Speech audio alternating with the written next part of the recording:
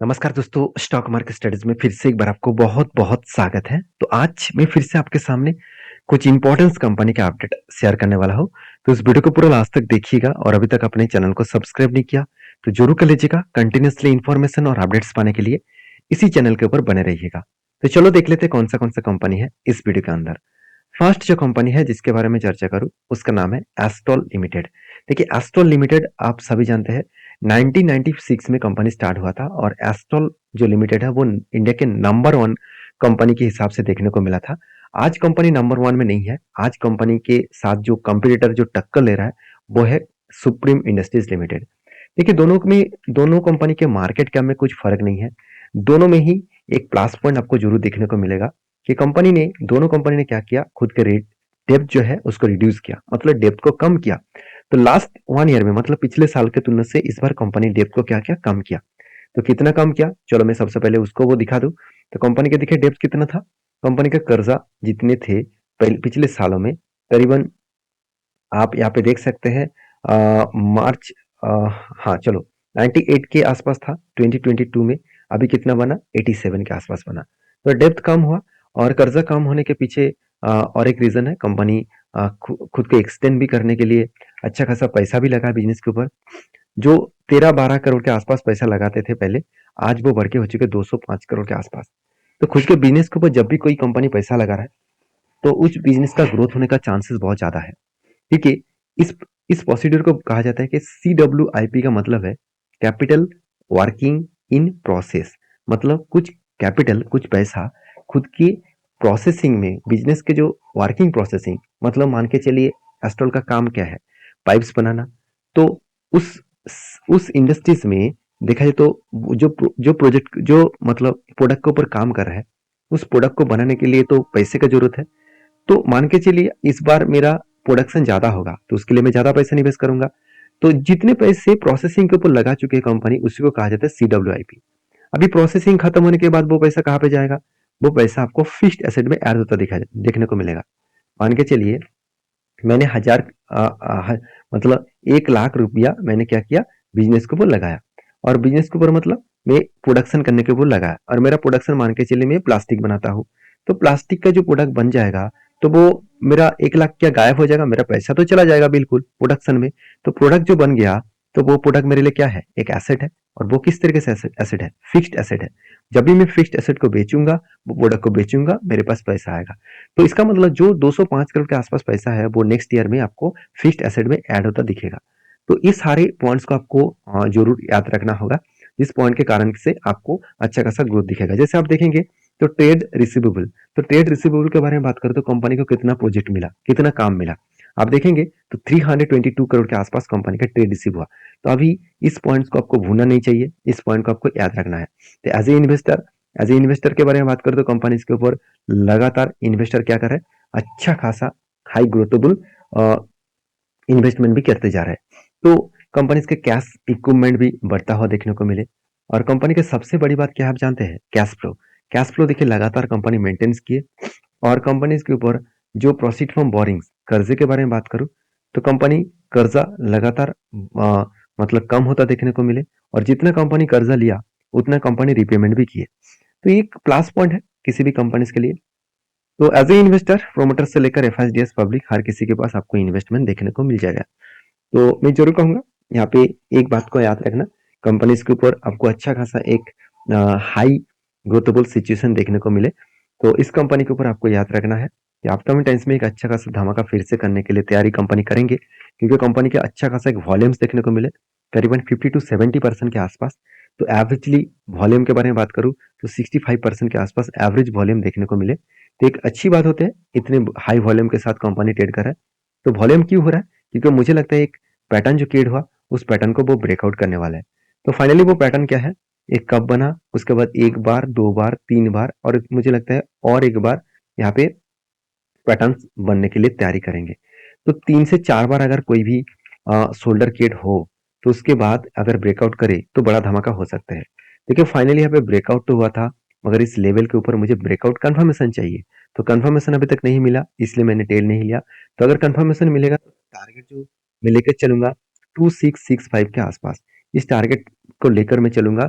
मेरा टारगेट बनेगा और मेरा एंट्री यहाँ पे बनेगा और मेरा टारगेट यहाँ तक बनेगा। तो जो लोग इस कंपनी के ऊपर काम करना चाहते हैं, तो एक बार आपके एनालिसिस, आपके रिस्क के हिसाब से काम करिए और आपका जो एडवाइजर है उसके साथ बातचीत करके काम करिए। ब्लाइंडली मैंने जो ट्रेड लिया उसके ऊपर ट्रेड मत लीजिए, क्योंकि मेरे इतने साल के एक्सपीरियंस के हिसाब से कहाँ पे मुझे एग्जिट होना है, कहाँ पे मुझे एवरेज करना है, वो सब कुछ मुझे पता है। वो अगर आपको सीखना है तो जरूर मेरे साथ जुड़े रहिए। अगर आप ब्लाइंडली ट्रेड करने के लिए आए हैं और टिप्स लेने के लिए आए हैं, तो मैं रिक्वेस्ट करूंगा मेरे चैनल से दूरी रहिए, क्योंकि मेरा कोई मकसद नहीं है किसी को टिप्स देने का। तो नेक्स्ट जो कंपनी उसका नाम है टाटा इलेक्सी। देखिए टाटा इलेक्सी टाटा ग्रुप के IT sector, IT solution industries में एक लीडर कंपनी है, और वो भी small and mid cap type categories में। देखिए टीसीएस नंबर 1 कंपनी है वो लार्ज कैप कैटेगरी में, और टाटा इलेक्सी लार्ज कैप एक लीडर कंपनी है और वो भी small cap and mid cap type company के ऊपर। इस बात को आपको याद रखना है। कंपनी के बिजनेस मॉडल डाइवर्सिफाइड है। कंपनी आईटी सेक्टर के ऊपर काम तो करते हैं अलग अलग कैटेगरीज के ऊपर, जैसे इलेक्ट्रॉनिक्स, मैकेनिकल्स कैटेगरीज के ऊपर डिजाइन भी बनाते हैं, सॉफ्टवेयर डेवलपमेंट करते हैं। साथ ही साथ कंपनी आर्टिफिशियल इंटेलिजेंस के ऊपर भी काम करते हैं। जो सेक्टर एक्चुअली कंपनी के ऊपर काम कर रहे हैं ऑटोमोटिव मीडिया के ऊपर, ऑटोमेटिक सेक्टर के ऊपर, मीडिया के ऊपर, कम्युनिकेशन के ऊपर एंड हेल्थ केयर सिस्टम के ऊपर। तो कंपनीज के ऊपर अगर मैं कंपटीटर के बारे में बात करूं, तो टाटा इलेक्सी आज इंडिया के सेकेंड लार्जेस्ट कंपनी बन चुके हैं, क्योंकि परसिस्टेंट जो सिस्टम्स है वो नंबर 1 बन चुके हैं। तो परसिस्टेंट और टाटा टाटा इलेक्सी दोनों के में हमेशा टक्कर देखने को मिलता है। दोनों में कुछ फर्क नहीं है, दोनों में कुछ डेटा में कुछ अंतर नहीं है, दोनों सेम टू सेम कैटेगरीज के हिसाब से काम कर रहा है। हाँ, परसिस्टेंट का जो सेल्स का क्वार्टर का ग्रोथ है वो बहुत शानदार है, टाटा इलेक्सी से भी कई गुना ज्यादा है। अगर टाटा इलेक्सी के मैं सेल्स का ग्रोथ के बारे में बात करूं, तो 430 करोड़ से 595 करोड़, 763 करोड़, 881 करोड़। तो इसका मतलब सेल्स का ग्रोथ लगातार एक हाई लेवल्स में देखने को मिले। सेल्स का ग्रोथ हुआ, उसी तरीके से एक्सपेंस का भी ग्रोथ हुआ, और उसी उसी तरीके से कंपनी का नेट प्रॉफिट लगातार बढ़ता हुआ देखने को मिले। 79 करोड़, उसके बाद 125 करोड़, 175 करोड़, उसके बाद 200 करोड़। तो एक अलग लेवल का यहाँ पे प्रॉफिटेबिलिटी ग्रोथ देखने को मिले, एक अलग लेवल का यहाँ पे हाई ग्रोथेबल सिचुएशन देखने को मिला। तो मैं जरूर कहूंगा इस कंपनी के ऊपर आपका क्या डिसीजन है मुझे कमेंट्स करके बताइएगा। और इस कंपनी के जो इन्वेस्टर है वो भी लगातार इस कंपनी के ऊपर कंटिन्यू कर रहे हैं, कोई भी माल बेचने के लिए तैयार नहीं है। एफएस और डीएस के पास पहले जितने होल्डिंग्स था उतने ही होल्डिंग है, और पब्लिक के पास भी अच्छा खासा होल्डिंग्स है। तो रही बात इस कंपनी का टेक्निकली चार्ट पैटर्न का, तो फाइनली यहाँ पे क्या बना, एक कप बना, उसके बाद एक हैंडल बना। तो देखिए कप विथ हैंडल बनने से पहले आपको कंपनी का फाइनेंशियल डिटेल्स को जरूर चेकआउट करना पड़ेगा, और उसके साथ एक पॉइंट जरूर आप याद रखिए, बैलेंस शीट में क्या बैलेंस शीट में सही में जा रहा है। तो देखिए रिजर्व तो ठीक ठाक है, उसके साथ साथ कंपनी का कर्जा भी ठीक ठाक है, फिक्स्ड एसेट भी लगातार बढ़ता हुआ देखने को मिले। और कंपनी के लास्ट ईयर में कंपनी को कितना प्रोजेक्ट मिला, कंपनी को 883 करोड़ के आसपास प्रोजेक्ट मिला। तो अच्छा खासा कंपनी को काम भी मिला, और जिसके चलते हुए एक शानदार तरीके से टेक्निकली चार्ट पैटर्न्स भी ब्रेकआउट किए हैं। तो मुझे लगता है एक मोमेंटम जर्नी यहाँ से हो सकता है। तो कंपनी को वो लास्ट कुछ डेज का डिलीवरी का परसेंटेज दिखा दूं, तो 40 टू 50% के आसपास डिलीवरी का परसेंटेज देखने को मिले, जो एक कंपनी के लिए हाई ग्रोथेबल सिचुएशन लेके आ सकते हैं। अभी क्वेश्चन यहाँ पे आते हैं कि कब विद 100 पैटर्न्स बना, फाइनली ब्रेकआउट हुआ और ब्रेकआउट कंफर्मेशन भी हुआ। अभी देखिए ब्रेकआउट और ब्रेकआउट कंफर्मेशन का मतलब क्या है। देखिए यहाँ पे क्या हुआ, ब्रेकआउट, और उसके बाद नेक्स्ट कैंडल ग्रीन कैंडल बना इसके ऊपर, तो इसका मतलब यहाँ पे कंफर्मेशन भी हो चुके हैं। अभी देखिए हाई वॉल्यूम के साथ ब्रेकआउट हुआ था, तो एक ट्रेंड बनेगा आफ्टर में, और मैंने आपको ये भी बताया यहाँ पे स्ट्रांगली एक रेजिस्टेंस फेस करेगा, क्योंकि यही लेवल कंपनी के लिए एक प्रीवियस स्विंग हाई था। तो स्विंग हाई, और इसको रेजिस्टेंस भी बोल सकते हैं, इसको सप्लाई जोन भी बोल सकते हैं। क्यों? क्योंकि यहाँ से ही एक बिग क्रैश हुआ था। अभी यहाँ पे एक काम कंपनी को करना पड़ेगा, यहाँ पे इस लेवल को ब्रेकआउट करना पड़ेगा। अगर इस लेवल को ब्रेकआउट करे तो मुझे लगता है इजी तरीके से वो 10322 इस लेवल तक जाने का कैपेबिलिटी रखेंगे। तो 10322 ये जो लेवल है, इस लेवल इसका टारगेट अगर बने डाउन लेवल से, तो 28% के आसपास टारगेट बन सकता है। बाकी इस कंपनी के ऊपर आपकी क्या राय है जरूर मुझे कमेंट्स करके बताना। नेक्स्ट जो कंपनी उसका नाम है पतंजलि फूड्स लिमिटेड। तो पतंजलि फूड्स लिमिटेड जो है वो रामदेव बाबा जी का कंपनी है, आप सभी जानते हैं। इस कंपनी के ऊपर जो सुप्रीम कोर्ट ने एक राय पब्लिश किया कि हर प्रोडक्ट के ऊपर पतंजलि को 1 करोड़ का फाइन देना पड़ेगा। इसके ऊपर मैं पिछले वीडियो में भी चर्चा किया था। कि इस फाइन के अगेंस्ट में पतंजलि ने फिर से एक बार सुप्रीम कोर्ट के ऊपर अप्लाई किया कि वो फाइन नहीं दे पाएंगे, इतना फाइन उसके ऊपर बेकार लिया जा रहा है, मतलब कुछ गलत हिसाब से लिया जा रहा है, तो इसलिए पतंजलि ने फिर से अप्लाई किया। तो अभी तक फाइनल डिसीजन नहीं आया कि उसको फाइन देना होगा करके, क्योंकि अगर फाइन देना पड़े तो कंपनी के ऊपर बहुत बड़ा एक झटका लगेगा, क्योंकि हर प्रोडक्ट के ऊपर 1 करोड़ का फाइन, और आप सभी जानते हैं पतंजलि का कितनी ज्यादा प्रोडक्ट है, कितने सारे प्रोडक्ट्स है। तो यहाँ पे क्वेश्चन आएगा कि कंपनी के ऊपर ग्रोथ किस तरीके से हो रहा है। देखिए, ग्रोथ के बारे में चर्चा करूं तो सेल्स लगातार आप देखेंगे तो इंक्रीजिंग मूवमेंट में देखने को मिले, लगातार सेल्स बढ़ा, मगर पिछले बार के तुलना से इस बार का जो सेल्स हुआ वो थोड़ा सा घट चुके हैं। और एक्सपेंस को कंपनी कंट्रोल करने के बाद कंपनी का नेट प्रॉफिट लगातार बढ़ता हुआ देखने को मिले, 127 करोड़ से 160 करोड़, उसके बाद 112 करोड़, और आज 255 करोड़। तो कंपनी प्रॉफिट को अच्छा खासा ग्रोथ करा है इस बार। तो सेल्स कम होने के बाद भी प्रॉफिट बढ़ा, क्या इसके पीछे आधा से इनकम का कुछ हाथ है? बिल्कुल नहीं।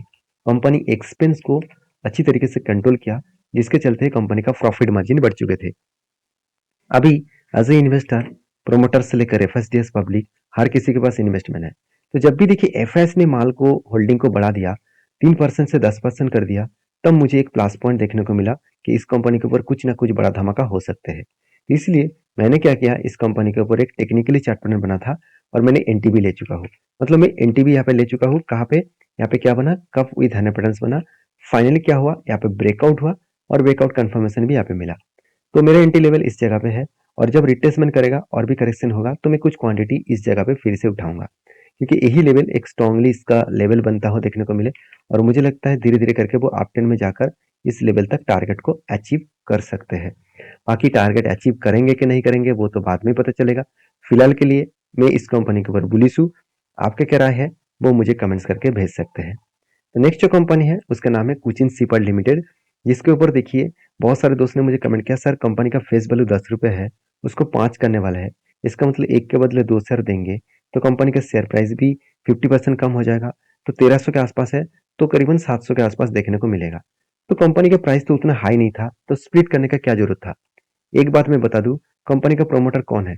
आप देखेंगे तो प्रेसिडेंट ऑफ इंडिया, मतलब गवर्नमेंट इसका प्रोमोटर है। और गवर्नमेंट कंपनी में आपको कुछ दिखे ना दिखे, डिविडेंड, स्प्लिट, बोनस, इस तरीके से सारी चीज आपको कंटिन्यूसली देते हुए देखने को मिलेगा। तो जो लोग गवर्नमेंट कंपनी के ऊपर निवेश करके चुपचाप बैठे हुए हैं, तो उसको प्रॉफिट और रेशियो मिले ना मिले, उसको लगातार एक्स्ट्रा बेनिफिट मिलते जाएंगे। तो कंपनी स्प्लिट का डेट है 10th ऑफ जनवरी। तो इस डेट में कंपनी स्प्लिट देने वाला है, तो इस डेट को याद रखना।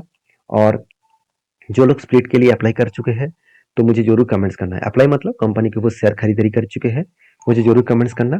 और ये वीडियो टोटली एजुकेशन पर्पस में था, मेरे तरफ से कोई भी बाय एंड सेल का रिकमेंडेशन नहीं है।